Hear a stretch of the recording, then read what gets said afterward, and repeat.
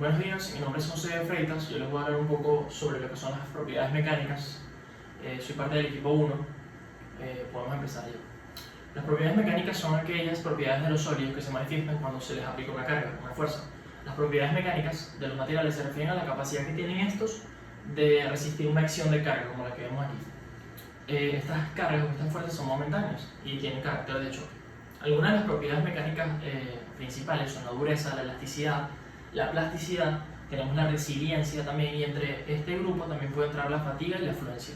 También tenemos la cohesión, que es la resistencia de los átomos a separarse unos de otros. Entonces, ¿qué tenemos como plasticidad? La plasticidad es la capacidad de un material de deformarse ante la acción de una carga. Aun cuando esta carga ya no está, la deformación es permanente e irreversible. También tenemos la dureza. La dureza es la resistencia de un cuerpo a ser rayado por otro. Por ejemplo, tenemos el diamante. El diamante es muy duro porque es difícil de rayar, ¿entienden? Entonces, se podría llamar la dureza la capacidad de oponerse a la deformación superficial ante un material más duro, se podría decir así. Ahora vamos a hablar sobre algunos procesos de dureza, algunos ensayos de dureza, y vamos a empezar con la dureza Brinell. Esa es la primera que vamos a ver, aquí la tenemos. Es una escala de medición de la dureza de un material mediante el método de indentación, midiendo la penetración de un objeto en el material estudiado. Fue propuesto por el ingeniero sueco Johan August Brinell en 1900, siendo este uno de los métodos más antiguos hasta la fecha.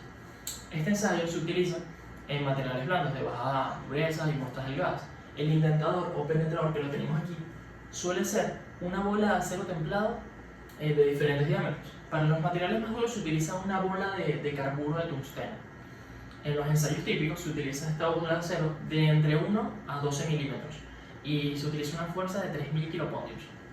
El valor medio es el diámetro del casquete de la superficie del material, y las medidas de fuerza Brinell son muy sensibles al estado de preparación de la superficie, pero a cambio se da un proceso barato, y la desventaja del tamaño de su huella se convierte en una ventaja. Se convierte en una ventaja porque para los métodos de medición de materiales heterogéneos como la fundición funciona muy bien, siendo uno de estos los métodos más recomendados ante las mediciones de dureza de las fundiciones. Ahora vamos a hablar sobre el ensayo de dureza Rockwell. La dureza Rockwell ya la tenemos aquí, okay.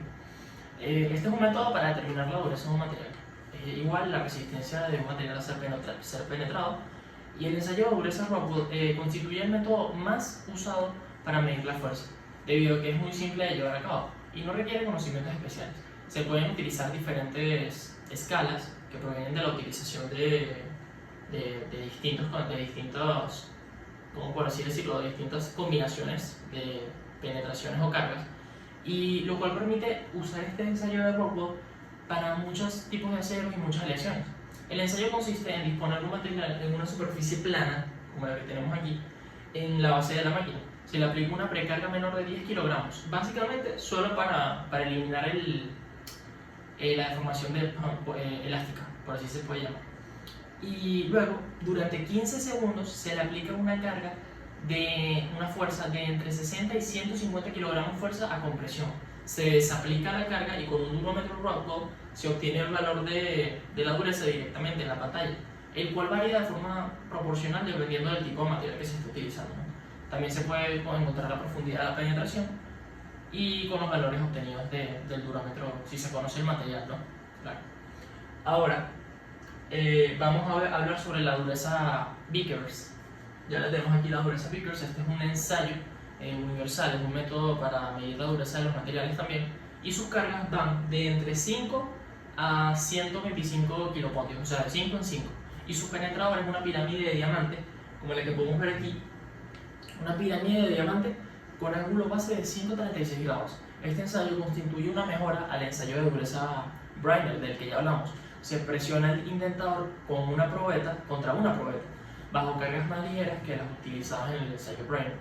Se miden las diagonales de la impresión cuadrada y se halla promedio para aplicar la fórmula. Ahora vamos a hablar sobre, aquí podemos ver como con el microscopio se ven, y ya tenemos el indentador piramidal. Ahora vamos a hablar sobre la dureza Knox. Aquí ya tenemos este ensayo.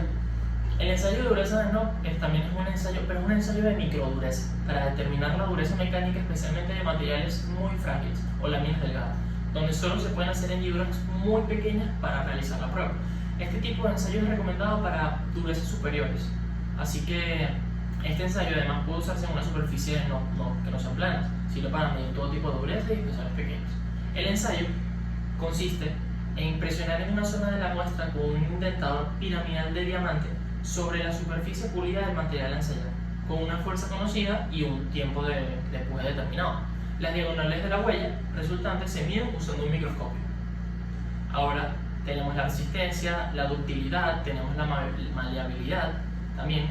La resistencia se refiere a la propiedad que presentan los materiales y la ductilidad se refiere a la propiedad que presentan los materiales de deformarse sin romperse.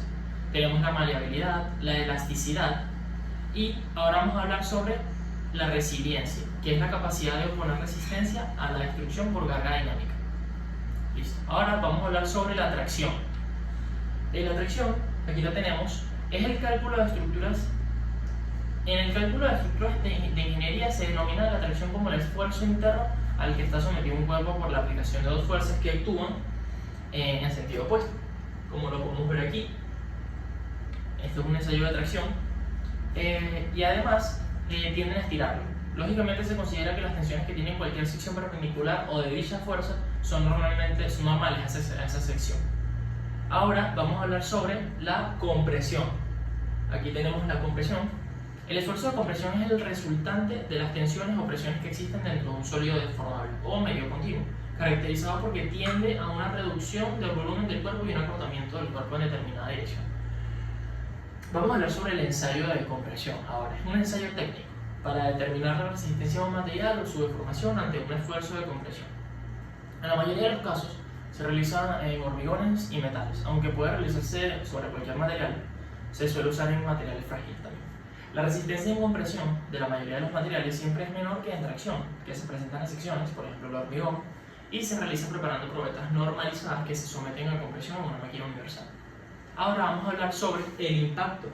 Aquí tenemos el impacto y las pruebas de impacto, como se ven aquí, se utilizan en ingeniería de polímeros para estudiar la tenacidad de un material, y este material puede ser un polímero, un copolímero o un polímero reforzado. Las pruebas mecánicas pertenecen al grupo de pruebas mecánicas dinámicas y según el método Sharpe, ¿sí? Existen dos tipos de pruebas de las cuales se puede decir que está la prueba de la caída, las pruebas de impacto a alta velocidad, y tenemos la tenacidad del impacto que se mide en kilojoules sobre metro cuadrado.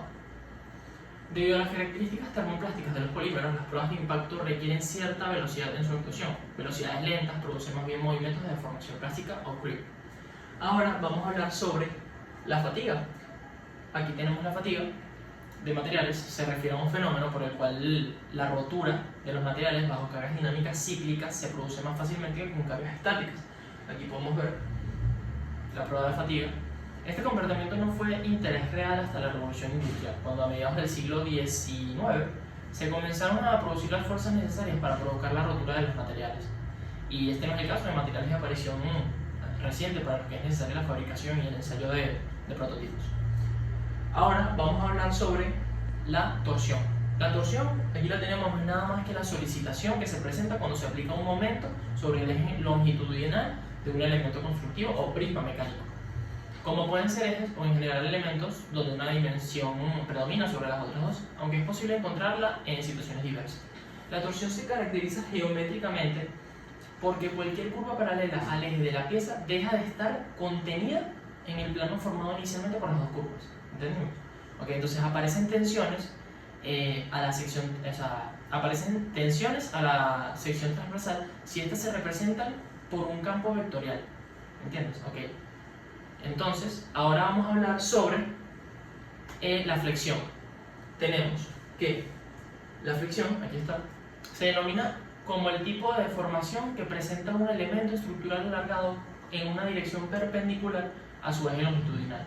El término alargado se aplica cuando una dimensión es dominante frente a las otras. Un caso típico son las vigas, como esta viga que tenemos aquí.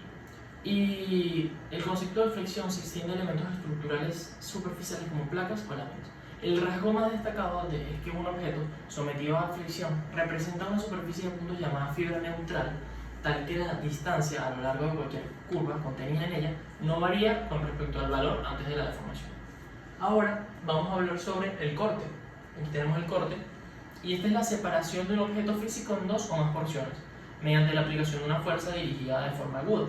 Las herramientas utilizadas comúnmente para el corte son el cuchillo y sierra, o en medicina o en ciencia el bisturí y el microtomo.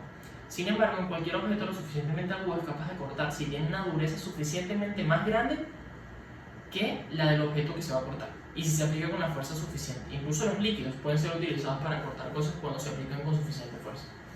El corte es un fenómeno de compresión y cizallamiento, y si se produce solo cuando la tensión total generada por el corte aplicado excede la resistencia a la rotura del material del objeto a cortar, la ecuación aplicable más simple es tensión igual a fuerza sobre área. La tensión generada por un elemento de corte es directamente proporcional a la fuerza con la que se aplica. Ahora,